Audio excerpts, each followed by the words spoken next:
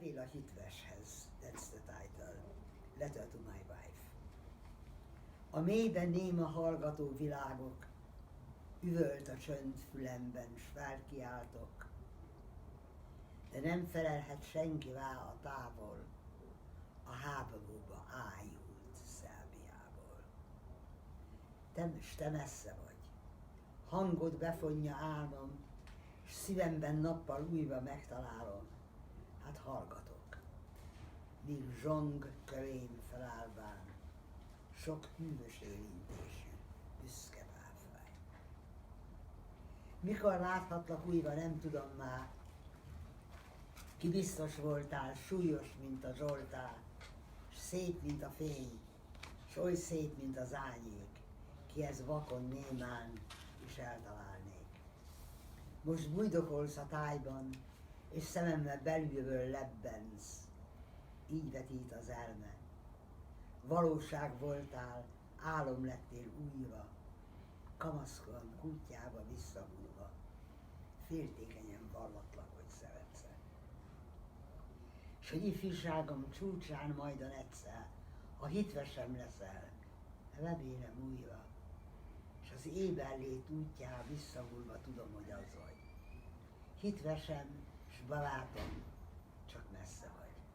Túl 3 watt határban, és már őszül is. Az ősz is itt felejt még, a csókjainkról élesebb az emlék. Csodákban hittem, s napjuk elfeledtem, bombázó rajok húznak el felettem, szemet kékét csodáltam épp az égen, de elborult, s a bombák fönt a gépben zuhanni vágytak. Ellenükre élek, s fogoly vagyok. Mindent, amit remélek, fölmértem, s mégis eltalálok hozzád. Megjártam érted én a lélek hozzád, s országok útjain.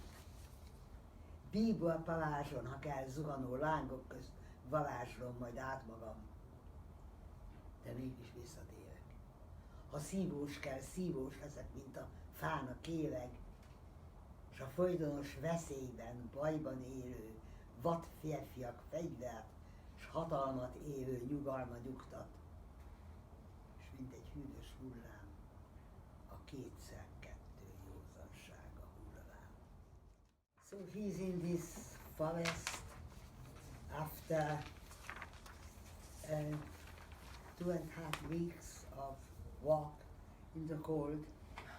He has a light jacket on like Sarah, because they were not allowed to bring coats. He has some pants on and a shirt, and they have no food whatsoever. They are starved, and many of them died of starvation. So he's walking and he's almost unable to walk. And there were 2 groups whom they took away from Bor. Bor is in Serbia. Both of them on foot. And he was put into the second group. He then begged his rulers to allow him to go with the first group. Why he wanted to go with the first group is unclear, because he hoped that the first group, to be in the first group is better than to be in the second group. I mean, there was no realistic hope for that. So they then let him go in the first group. Almost everybody, I think out of 1,600 some people, maybe 20 or 25 stayed alive. Everybody was killed. The other group fell into the hands of the Russians, and they survived. All of them. So that is what life is all about. So he is now walking, and I have somewhere here, in this room or in my room, the calendar that was found in his pocket, in the back of his pocket, in which he had 10 poems. As I say, this is one of them. So he is walking and he is writing the poem. And this is in August, September, and he was killed at the beginning of October. As you see, it is a form, it is a conventional form.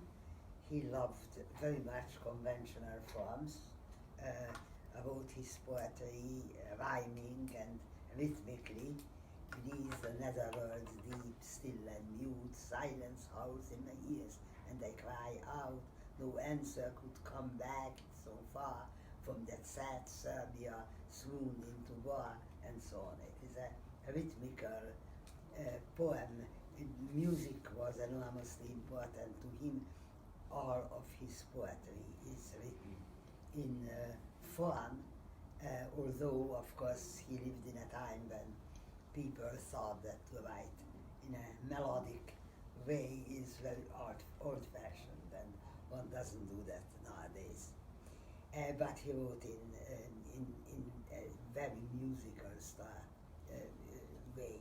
For us, it was a goal, since it was a goal for him to put the poem into a rhyme, into a scheme of the rhymes and the lengths of the syllables and the musical sound,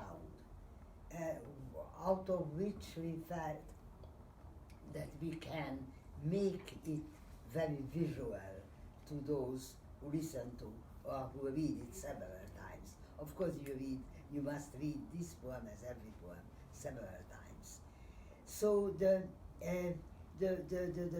first stanza, I mean, I think all stanzas are 8 lines, and they have the same count of syllables, and if you look at it, you really must read this as every poem in the world. That is what differentiates poems from prose, the rhythmical quality and the movement in the poem and the sound of the words.